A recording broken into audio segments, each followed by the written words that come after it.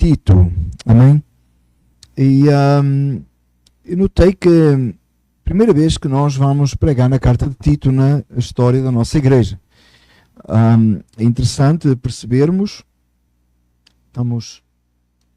entretanto percebermos que às vezes aquela ideia, né, eu não sei se já aconteceu com algum de vocês, você lê Tito, Timóteo e diz, ok, isto não é para mim, não é aquilo que nós chamamos as cartas pastorais. Na verdade, elas fazem parte do cânon porque elas são para nós, elas são para a igreja. E não é que é mais para uns do que para outros, tá? As cartas, elas são vistas por pessoas diferentes na igreja com objetivos diferentes. Estou fazendo uma pequena introdução, amém? A carta Tito e Timóteo, a carta Tito e as duas cartas a Timóteo, elas pelos obreiros, pelos presbíteros da casa dos seus pastores, ela é vista com o sentido de como é que eu qualifico, como é que eu me preparo para o ministério. E para o restante da igreja é como é que eu vejo os presbíteros e os pastores. Como é que qual é o meu papel, a minha função nisso. Só porque às vezes nós usamos, você vai encontrar muito, em conferências para pastores, livros para pastores, você vai encontrar estas cartas e às vezes elas não são tão pregadas na igreja. Parece que não é tão importante. É tão importante quanto o resto porque é palavra de Deus. Amém? Só tirando isso aí da nossa frente para nós assim entrarmos nas cartas e todos percebermos a importância que ela tem para as nossas vidas como igreja. Amém? Capítulo 1, nós vamos tentar em 3 semanas ou 3 dias do Senhor cobrir toda a carta. Ela tem 3 capítulos e no primeiro nós vamos falar sobre o tema da mensagem, é presbíteros e falsos mestres. Qual é a diferença? Paulo faz um contraponto muito grande aqui na carta a Tito, no capítulo 1, entre um presbítero, um líder da igreja, um pastor, e um falso mestre. Amém? Então, qual a função da igreja em relação aos dois? Como é que a igreja reage com os dois?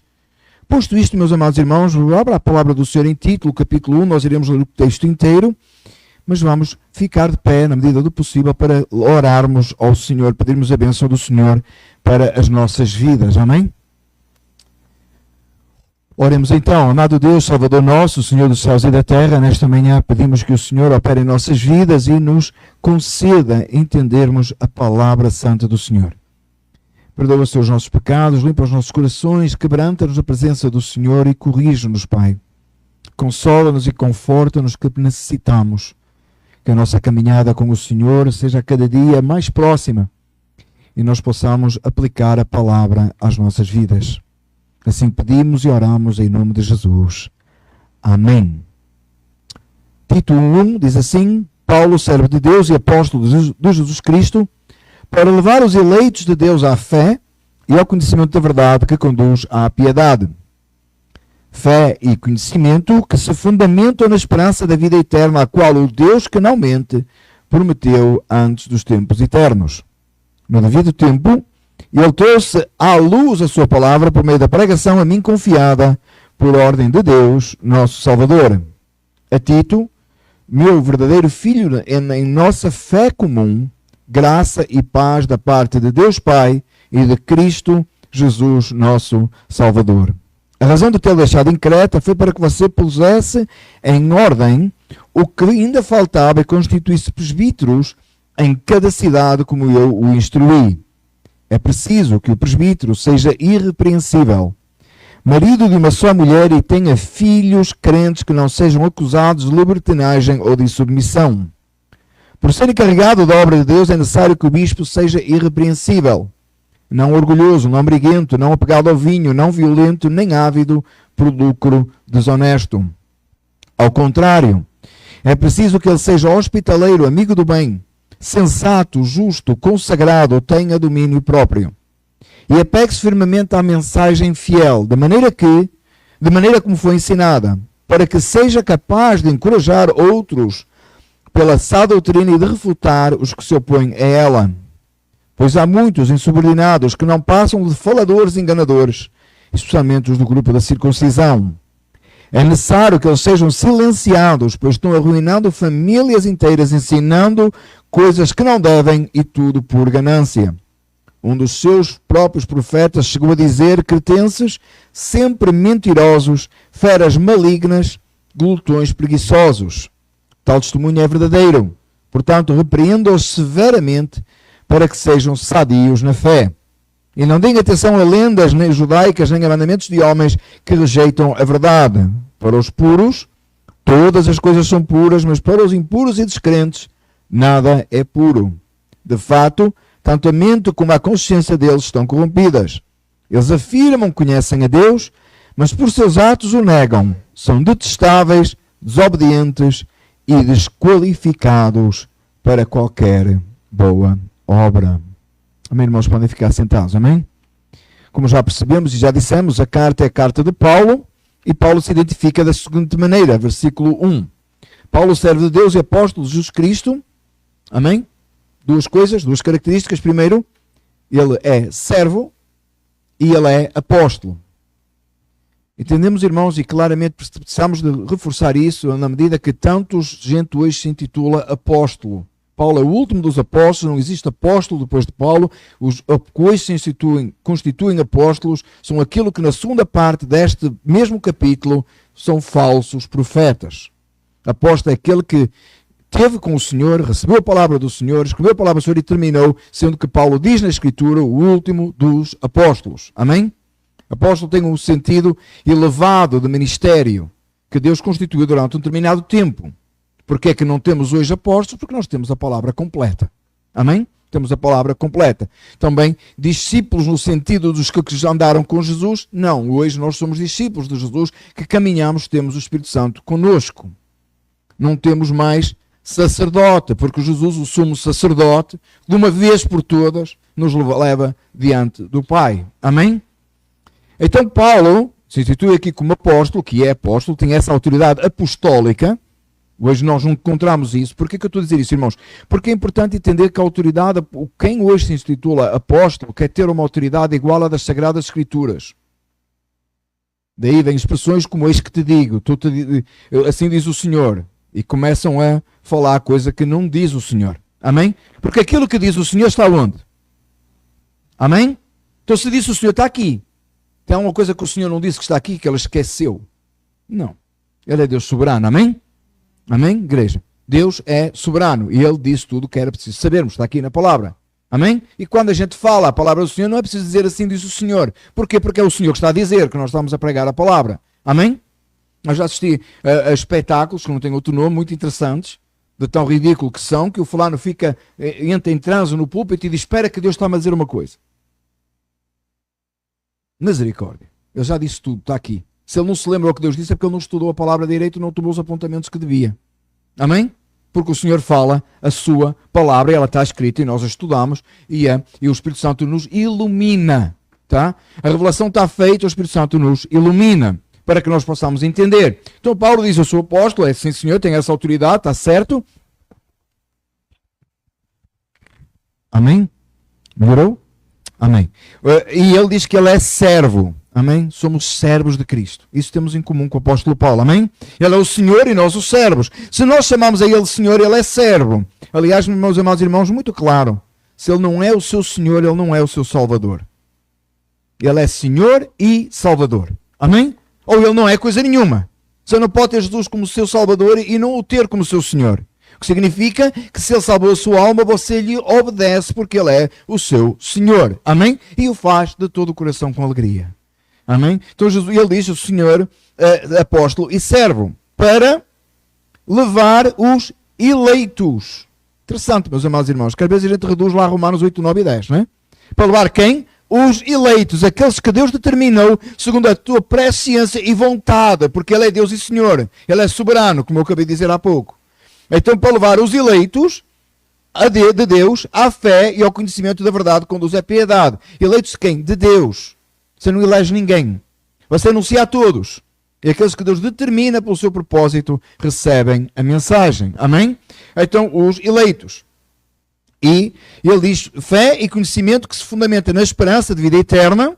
Interessante, meus amados irmãos, que como nós temos falado nas últimas semanas, tantas vezes vida eterna. É notório que vida eterna entra em todos os assuntos, sempre como promessa de encorajamento ao povo de Deus. Você precisa de crer na vida eterna, você precisa ter firme a certeza de vida eterna para que você possa resistir às tentações, resistir ao diabo, para que você possa seguir avante em sua caminhada cristã e crescer. Certeza de vida eterna é extremamente importante. Você tem que saber para onde vai. Amém? Se eu sair de casa esta manhã, você pôs o GPS para chegar aqui? Eu fiz. Eu faço sempre.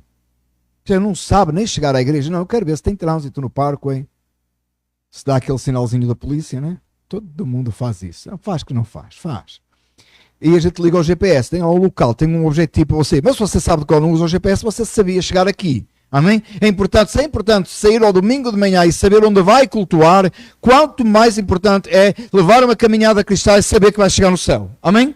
Então, extremamente importante. Então, por essa vida eterna, qual Deus que não mente, prometeu antes dos tempos eternos. Aos eleitos, nota a profundidade teológica da apresentação de Paulo.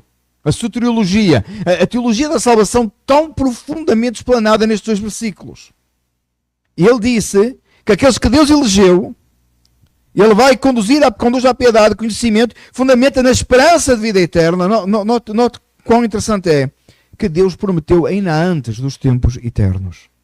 Tudo acontece segundo o propósito de Deus, como Ele determina, para que a glória seja somente dele. Amém? No devido tempo, Ele trouxe à luz a sua palavra por meio da pregação a mim confiada pela ordem de Deus, nosso Salvador. Amém? Essa foi a palavra que Paulo recebeu, é a palavra que Paulo transmite. Falámos sobre isso a semana passada, amém? Naquela apresentação do Evangelho. A quem se dirige a carta, a Tito, meu verdadeiro filho em nossa fé comum. Note, Paulo não era pai dele fisicamente, ele era filho na fé. Amém? Quando nós levamos alguém a Cristo, quando nós discipulamos alguém, consideramos como filhos, e é bom que os líderes da igreja, os presbíteros, professores da escola dominical, considerem aqueles a quem ensinam como filhos. É preciso isso. Preciso de olhar para os irmãos e ver vocês como filhos. E alguns ficaram contentes, não é? Por causa da idade. Não, não é a idade física. Esqueça isso. A idade é o carinho espiritual daquele que cuida. Pessoas comunicar a mesma coisa. Qualquer ensinador, qualquer pessoa que esteja na frente, na liderança, tem que considerar aqueles que estão ouvindo debaixo do seu ensino, que vem da autoridade das Escrituras e não dele próprio. Ele é só um canal que veja cada um como filho. Oramos para os nossos filhos da carne, oramos para os nossos filhos espirituais. Cuidamos do alimento. Basicamente, meus amados irmãos, cada vez que eu preparo a mensagem, eu comparo isto muitas vezes como eu estivesse cozinhando e apresentando a refeição aos irmãos. É assim que eu vejo. É assim que eu vejo. Quando a minha esposa prepara aquela refeição, bacalhau, extraordinária lá em casa, não é sempre bacalhau, irmãos. Mas quando ela prepara, seja qual for a refeição, a gente com alegria se senta à volta da mesa e vai partilhar daquela refeição. É assim, meus amados irmãos, que eu vejo cada vez que eu preparo a mensagem, é assim que tem que ser. Eu estou preparando um banquete espiritual que vem dos céus para os irmãos. Ora, quando o irmão falta à refeição, o que cozinhou fica triste, não é? Amém? Preciso explicar melhor. Se a gente não aparecer, a mãe fez a comida, não é? Aí os meninos ligam, estou aqui, estou acolá, não vou chegar atrasado. A mãe fica triste, preparei esta comida para quê? Assim o pastor se sente, o presbítero se sente, quando ele prepara o alimento espiritual e o irmão não vem comer das manjares celestiais para a sua alma. Amém? Amém. Louvado seja Deus. Então, o Paulo considera como um filho, ele está cuidando dele. Ele quer que ele esteja bem. Amém? E depois Paulo diz assim, versículo 4, eu queria chamar a sua atenção. Graça e paz. É aquela forma que nós nos saudamos aqui. Não são obrigados a dizer graça e paz. Alguns irmãos preferem dizer paz do Senhor, ou se dizem bom dia, boa tarde, boa noite, dependendo. Tudo bem. Graça e paz é tão bonito, não é? A graça que vem do nosso Senhor Jesus Cristo e a paz que nós temos uns com os outros por Cristo. Amém? Graça e paz. É uma saudação belíssima. Eu tento pôr nas mensagens o mais que eu posso. Graça e paz, porque é tão especial diante de Deus. Cresce, irmãos, cresça, uma crença que não está documentado tão especificamente assim, mas que a igreja do primeiro século se cumprimentaria com graça e paz. Porque você vai encontrar na maioria das cartas, graça e paz, graça e paz. Parece que era um cumprimento normal. E como a gente gosta de coisas antigas, amém? Pelo menos eu gosto, todos gostamos, a gente diz graça e paz, amém, irmãos? Não é? Coisas antigas, teologicamente falando, amém, irmãos? Irmãos são todos novos, jovens, bonitos, amém? Assim permaneçam até a eternidade, amém? Graça e paz é um cumprimento tão bonito da parte de Deus Pai e de Cristo nosso Salvador, amém? A graça que vem de Deus e a paz que vem por Cristo, amém? Louvado seja Deus. E aí Paulo começa agora, depois desta introdução, começa a explicar o que é um presbítero e qual é a razão de Tito ter ficado em Creta. Em primeiro lugar, versículo 5. A razão de ter deixado em Creta foi para que você pusesse em ordem o que ainda faltava e constituísse presbíteros em cada cidade, como eu o instruí. Não sabemos muito, irmãos, como é que era Creta, como é que eram as igrejas instituídas ali, mas ao que parece, Tito seria como talvez um supervisor, alguém que estaria na frente, na direção de algumas igrejas ou algumas congregações ou locais de culto, de alguma maneira. E ele foi deixado em Creta por Paulo para que ele pusesse coisas em ordem. Para que ele tratasse do tax exempt da igreja. Amém? Tratasse da propriedade, right? Não. Para que ele tratasse das coisas espirituais, para que ele cuidasse da vida espiritual de cada local, pusesse coisas em ordem, diante de Deus. Lembra, meus amados irmãos, que nós somos chamados para viver vidas santas e puras diante de Deus. Ele foi chamado para colocar as coisas em ordem. Meus amados, ordem na casa de Deus é essencial. É uma coisa que hoje me faz muita confusão, irmãos. Às vezes há tanta coisa desordenada, coisa à toa, feita à toa. Porém, não estou a falar literalmente na igreja, mas no mundo eu não consigo. Não consigo. Ontem mesmo, nós fomos dar uma volta em família e talvez é um pouco mais exagerado o que eu vou dizer, mas passámos no AUA para comprar água. Eu ia dizer o AUA para comprar água. E eu ia passar, irmãos, e alguém derrubou um candy e ficou o candy no chão. Custa nada, né? Eu baixei, peguei no candy e coloquei lá na prateleira. Eu acho que é tão simples, não é, irmãos? É tão simples, não é? Coisa em ordem. Mas é uma questão, eu não estou a dizer que você, como crente, tem que fazer sempre isso, não? Eu vou te dizer que aquilo que está no chão não se apanha, né?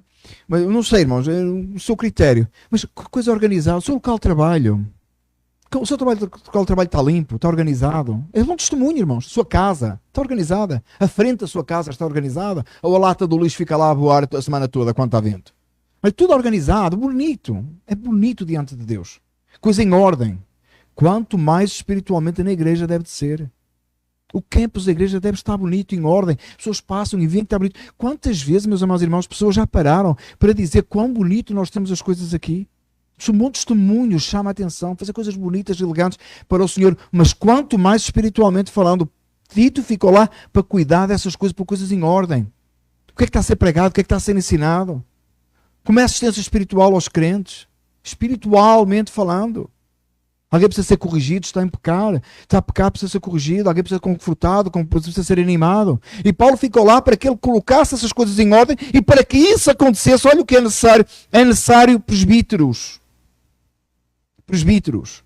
É preciso que o presbítero seja para constituir presbíteros em cada cidade, como eu instruí. Paulo deu a indicação a Tito que constituísse presbíteros.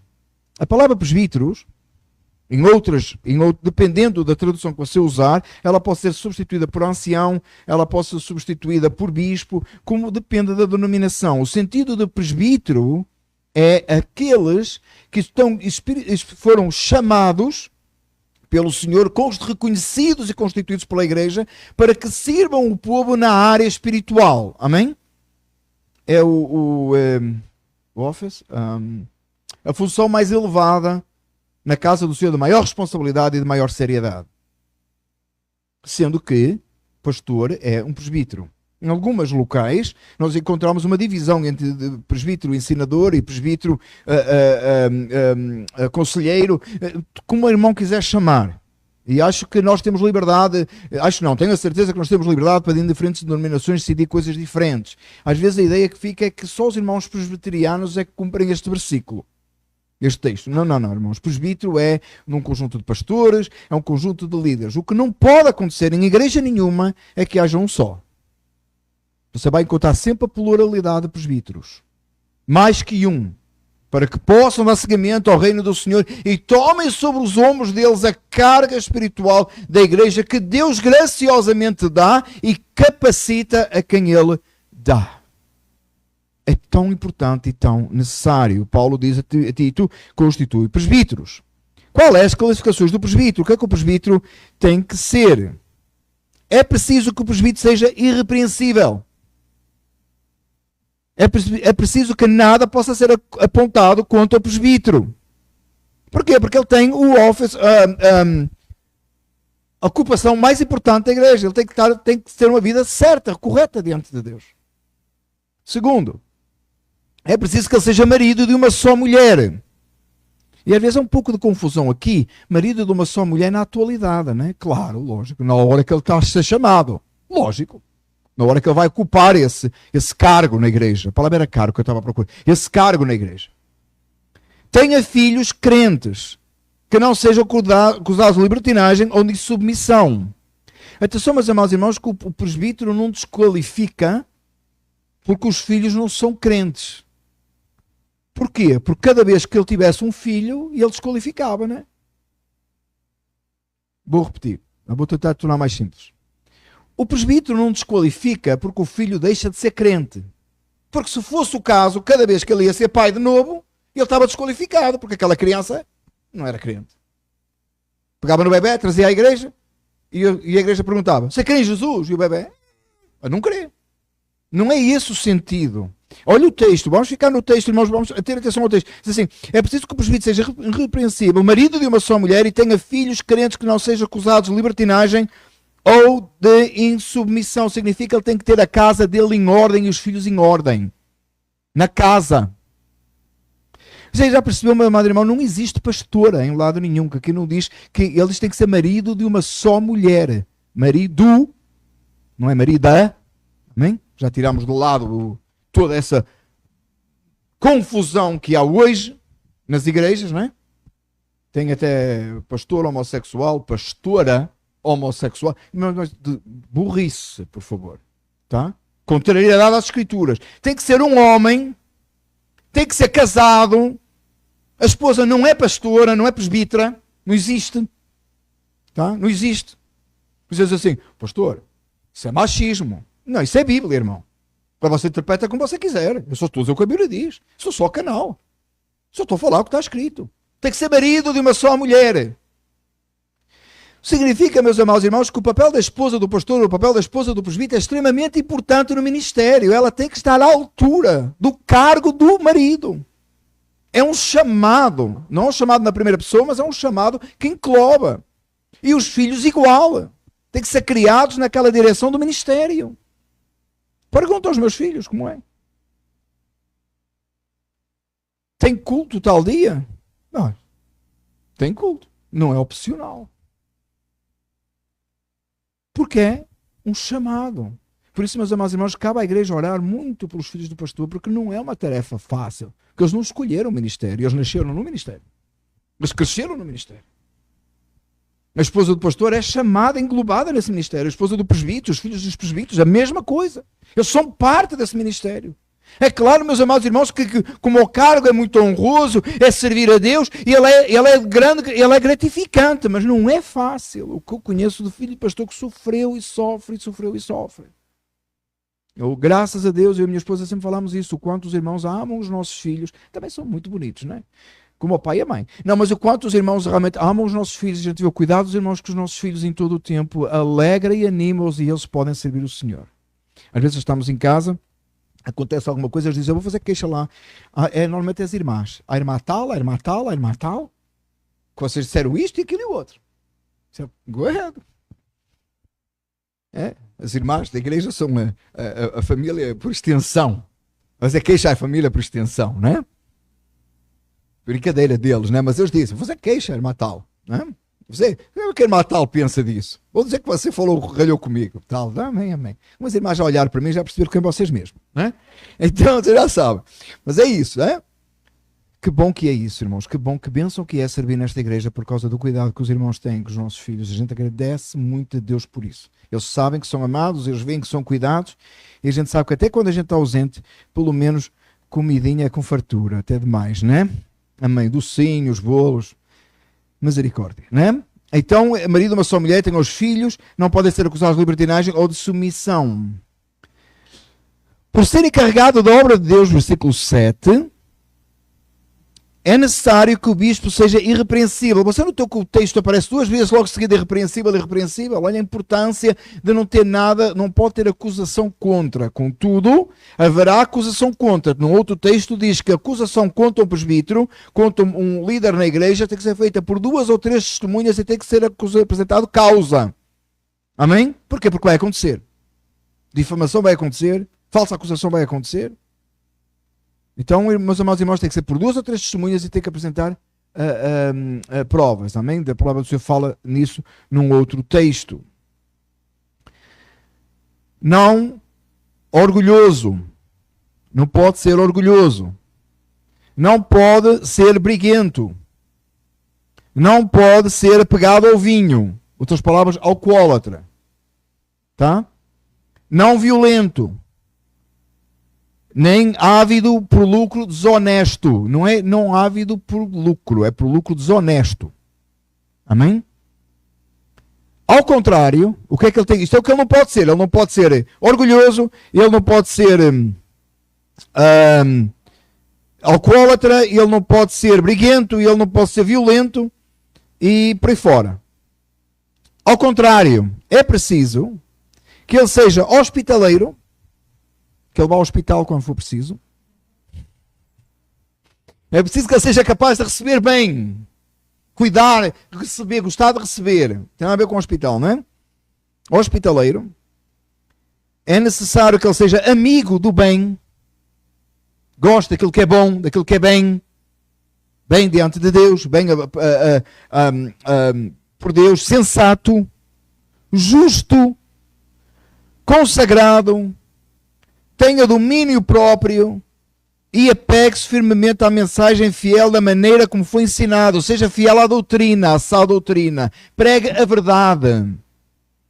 Para que seja capaz de encorajar outros pela sã doutrina e de refutar os que se opõem a ela. Estas são as características do presbítero. Alguns dizem assim, ainda bem que eu não sou presbítero. Não tenho que ter estas características. Tem certeza? Vamos pegar numa. Alcoólatra. Só o presbítero que não pode ser alcoólatra. Os outros podem emborrachar, beber à vontade, cair na rua. Pode. Não. Só o presbítero é que não pode ser violento. Os outros podem. Os outros membros da igreja podem. Não. Então onde é que nós vamos com isto? O seguinte, muito simples. Já falei aqui várias vezes. Todo homem da igreja deveria de ser um presbítero. Porque as qualificações para o presbítero deviam de estar em todos os homens da igreja. Todo homem da igreja devia ser casado, marido de uma só mulher, ter os filhos em submissão. Devia ser hospitaleiro, devia ser amigo do bem. Não devia ser bêbado. Não é? Não devia ser briguento. Essas características, elas têm que ser aplicadas a todo o homem. Agora, para aqueles que têm meninas, filhas. Eu sei. Esta vai doer a mim. Qual é que tipo de marido você espera que a sua filha tenha um dia? Um presbítero? Entenda isto, meu amado irmão. Você quer que a sua filha case com um bêbado? Com um homem briguento? Com um homem que tenha várias mulheres? Você quer que a sua filha case com alguém que não tenha estas características? Quando você pede assim ao seu senhor, envia lá o Zequinha lá para casar com a minha filha. Não conheço nenhum Zequinha, irmãos. Mas qual é o Zequinha para casar com a minha filha? Você está a pedir que ele seja uma pessoa, um cristão, um homem de bem. Um homem de bem da sociedade, amém? Então você está a pedir o quê? Você está a pedir um presbítero. Senhor, envia um presbítero que case com a minha filha e que juntos se sirvam.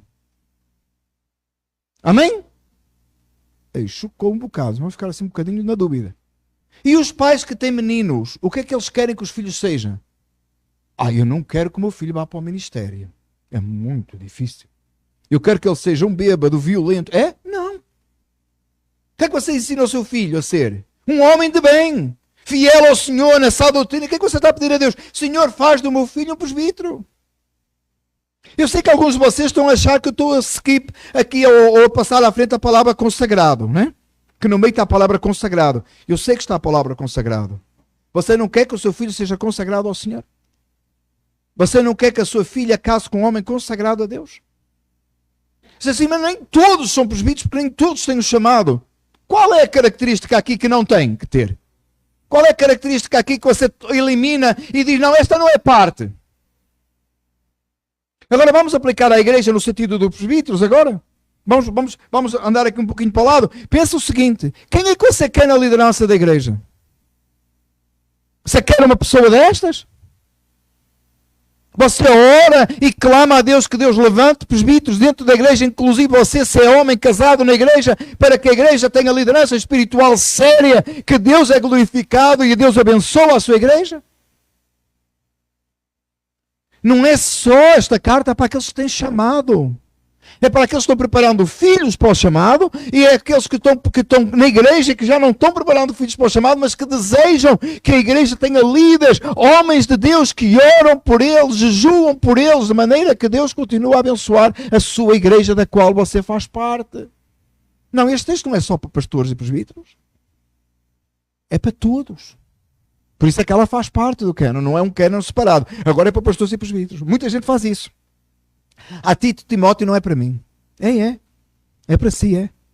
É para si que é pai, é para si que é mãe, e é para si que mesmo que você não seja pai e mãe, porque você deseja que a igreja tenha líderes assim. Se você não deseja que tenha líderes assim, é porque você não entende o que a igreja é, você não é parte de igreja nenhuma.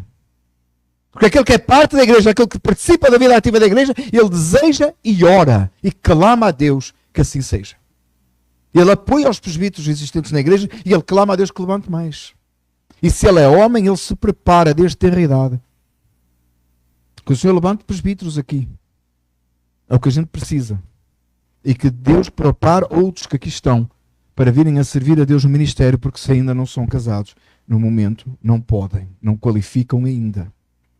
A única qualificação que alguém não pode ter, das que está aqui, que pode acontecer de não ter, nesta sala, é ser casado. Tem alguns aí que não têm idade para ser casados ainda. Nem o meu mais velho, tá? Tem tempo. Amém? É a única. O resto? Amém? Estou certo? Essa é a função do presbítero. Qual é a oposição ao presbítero? O que é o oposto a um presbítero? Versículos 10 a 16. Vou ter que andar mais rápido um pouquinho. Pois há muitos insubordinados que não passam de faladores, enganadores, especialmente os que são da circuncisão. Ele está a se referir aqui àqueles judeus que eram religiosos. Né? Hoje tem igual, irmão. Muito religioso por aí, que não passa de um falador, um insubordinado, que não se submete à palavra de Deus, a coisa nenhuma. É necessário, o que é que a gente faz com esses? Que são insubordinados à palavra de Deus, que não seguem a palavra de Deus, que seguem uma religião, que constituem regras, que não têm nada a ver com Deus, que não servem o Senhor, não são presbíteros verdadeiros. O que é que a gente faz com eles? É necessário que eles sejam silenciados. Pare de dar voz e ouvido a falso profeta. Não é essa audiência que nós damos a falso profeta em videozinhos e coisa assim, meus amados irmãos, no social media, é um problema. Não alimente falso profeta. Bem, já não vai ofertar para falso profeta, mas também não alimenta a conversa. Há coisa que não vale a pena. Tem gente que fica a refutar de dia, de noite, os mesmos falsos profetas. Chega, deixa para lá. Não é só conta mais. Já falou o que tem a falar. Refutou, agora tente silenciar, tente acabar com isso. Às vezes dá-se ouvidos demais. Está a falar demais do falso profeta. Mas esta é a verdade que ele falou. Uma verdade em 1000 mentiras. Se não é conforme a sua doutrina, silencie. Refute e silencie. Não fique mais a escutar, não fique mais a ouvir. Cuidado com o que você ouve, cuidado com o que é que você está alimentando. Cuidado. Silenciar. Pois estão arruinando famílias inteiras. Como é que eles fazem isso? Como é que arruinam famílias inteiras? Ensinando coisas que não devem e tudo por ganância. Vou falar no outro dia que inventou de dar o tridízimo porque Deus é trino. Entendendo que o outro era a quarta pessoa da Trindade, nessa igreja devia estar 4 vezes o dízimo. É quase 50%. Mas Isabel fez, maybe, talvez. Resolveu o problema financeiro da igreja. Está repreendido, irmã Isabel. Misericórdia. Estou a brincar com ela. Irmãos, o que vai para aí da geneira, irmão? O que vai para aí do disparate? Pessoas usando a palavra de Deus por ganância. Não, as pessoas desonestas. Ensinando coisa errada. Distorcendo a palavra de Deus. Falando o que a palavra de Deus não diz. Tirando o versículo fora do contexto para afirmar coisa absurda. Arruinando famílias inteiras. Um dos seus próprios profetas chegou a dizer: cretenses sempre mentirosos, feras malignas, glutões preguiçosos. Pessoas com falta de amor. Lembra Paulo acima está a falar como filho? O filho, aquele que a gente trata como filho, a gente corrige em amor. A gente repreende em amor. A gente castiga e usa a vara em amor. Estou a falar filho físico. Filho espiritual, a gente repreende, a gente corrige, a gente acerta, a gente trabalha, mas em amor. Não de forma insultuosa, como estes falsos profetas, seja quem for que Paulo estava a falar aqui, parece ter sido, parecia que era, pelo menos a Tito era familiar. Ele deve ter ouvido isto em algum lugar, porque ele disse, coloca no meio do texto. E Paulo afirma, tal testemunho é verdadeiro, portanto repreendo-os severamente para que sejam sadios na fé. Qual a esperança de Paulo? É que esses falsos profetas, falsos ensinadores, uma vez repreendidos severamente, vão trazer saúde à igreja e a eles também. Às vezes há uma falta de entendimento porque é que os líderes espirituais da igreja repreendem severamente. Hoje nem podem, né? Chamar a atenção de um irmão na fé que está agindo errado é por amor, irmão. É cuidado. É para que a pessoa se corrija. É para que o reino de Deus se mantenha puro. É papel dos presbíteros, dos líderes da igreja. Agora, é sempre agradável? Não é. Claro que não é. Eu lembro uma vez um dos nossos três era muito mais criança e a gente repreendeu uma coisa qualquer e a gente disse, a gente está a repreender porque a gente te ama. E no meio das lágrimas era assim, não entendi. Lembro perfeitamente, irmão, lembro perfeitamente. Não entendi. A gente depois discute na hora do almoço hoje em casa. Não entendi, não entendo isso. É. Mesma coisa, irmão. O pastor chega à sua beira, repreende você em amor. Você não vai gostar, mas talvez é o que precise. Várias razões. Primeira, para manter pela sua saúde espiritual, em primeiro lugar. Segunda, pelo bem da igreja.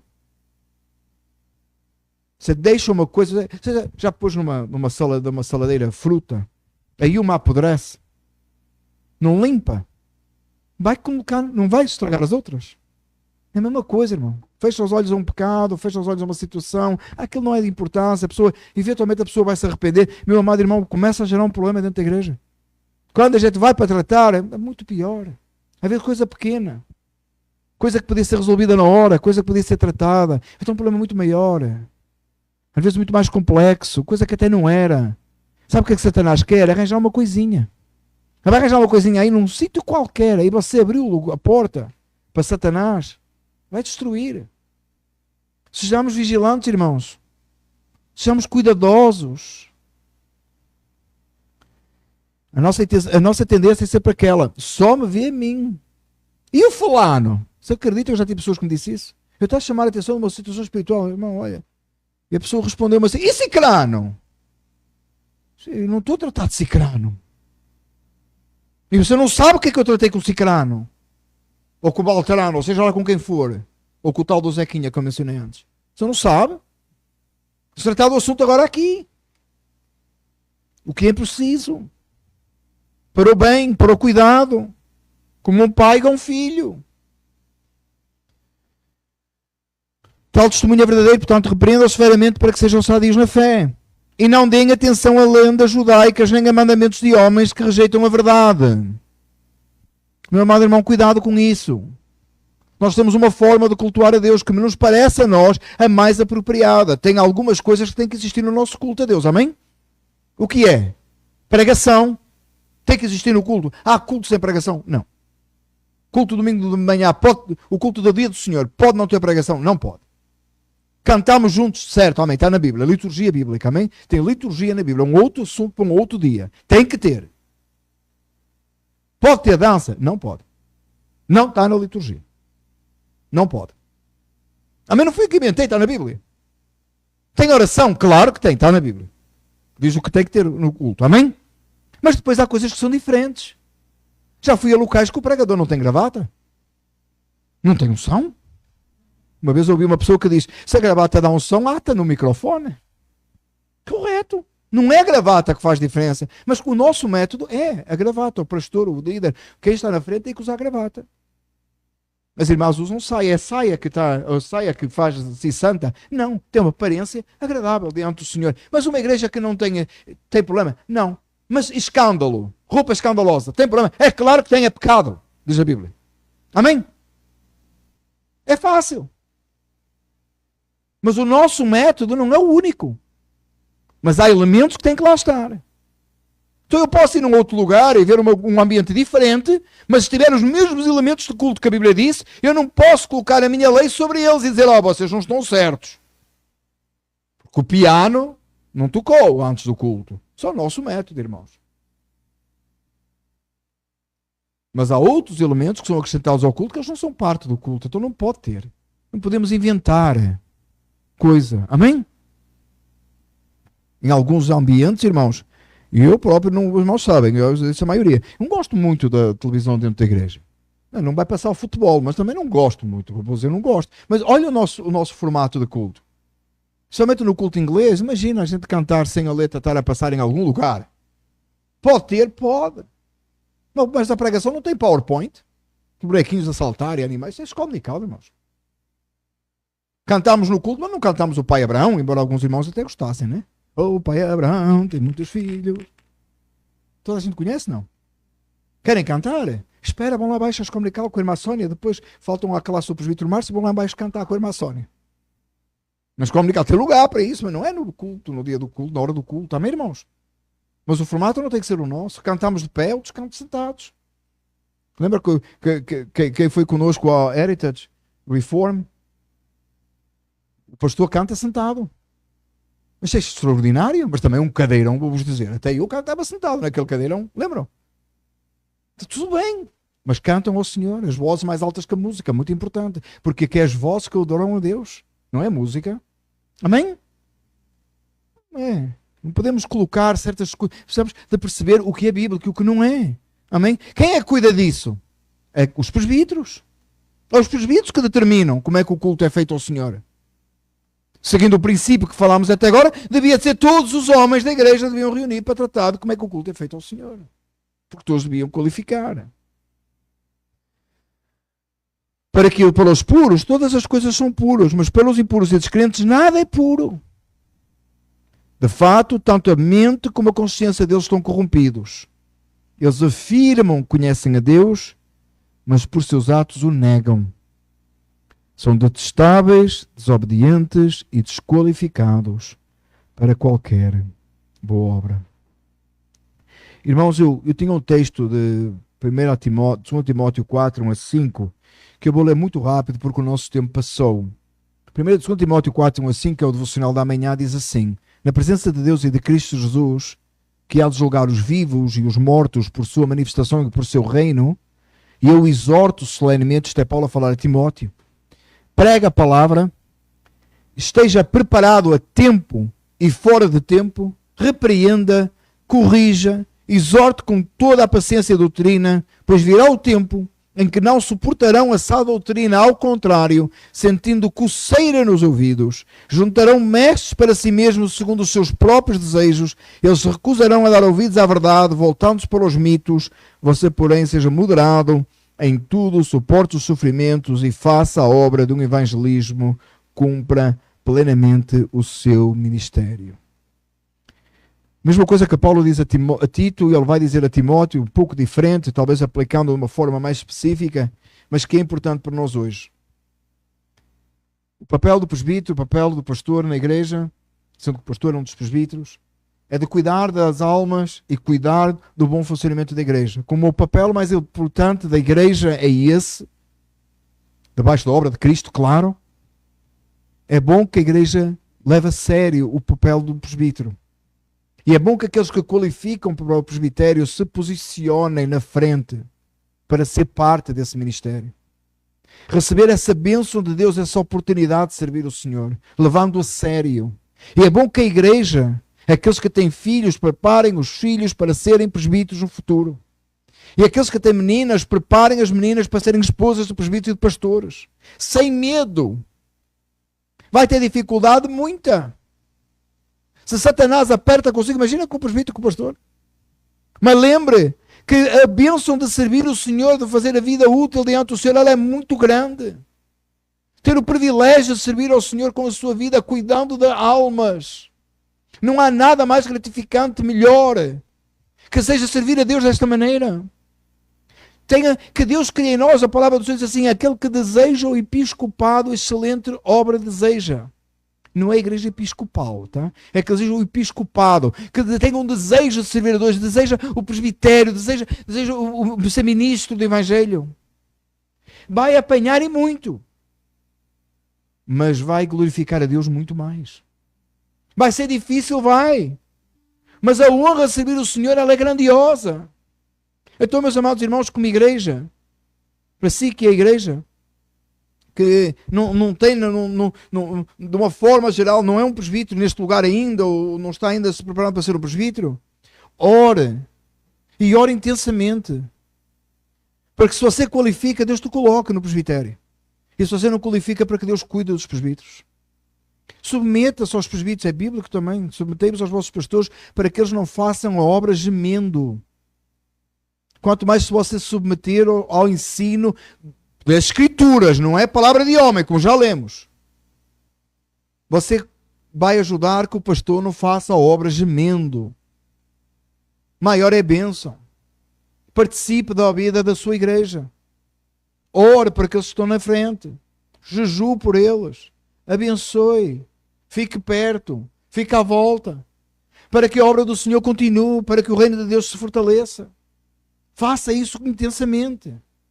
Quando você vir um falso profeta, rejeite. Não é parte, não é seu, não tem nada a ver com isso. Sabe o que muita gente faz? E vou terminar. Quando vê um problema dentro da igreja, quando vê uma dificuldade, vai embora. Meu amado irmão, você é parte. Você é parte interna da igreja. A igreja não é dos presbíteros, a igreja é do povo. Deus não deu igreja a presbíteros, sabia? Deus não deu igreja a pastores. Sabe o que diz a Bíblia? Deus deu pastores à igreja. Pastor, presbítero estão aqui para servir a si. A igreja é sua. A igreja é de Cristo em primeiro lugar, mas assim a igreja é do povo. O povo tem que cuidar dos pastores. O povo tem que exigir dos pastores. Exigir o que está aqui neste texto. É responsabilidade da igreja no geral. Quando a coisa não lhe agrada, arranje-a, resolva, faça como você faz em sua casa. Quando alguma coisa abrir em casa, você arranja, não é? Quando acontece na igreja, é seu papel, é papel da igreja. De trabalhar no conjunto para que as coisas funcionem. Ir embora não resolve. É ficar e trabalhar. Vai ser difícil, vai. O papel, a coisa mais fácil é ir embora, né? Claro. Vai procurar outro lugar. Meu amado irmão nunca vai corrigir nada, nunca vai ajudar nada. Fique. Esforce-se. Trabalhe. Trabalhe na edificação do corpo de Cristo. Apoiando e ajudando aqueles que são presbíteros e sendo contra aquilo que não é.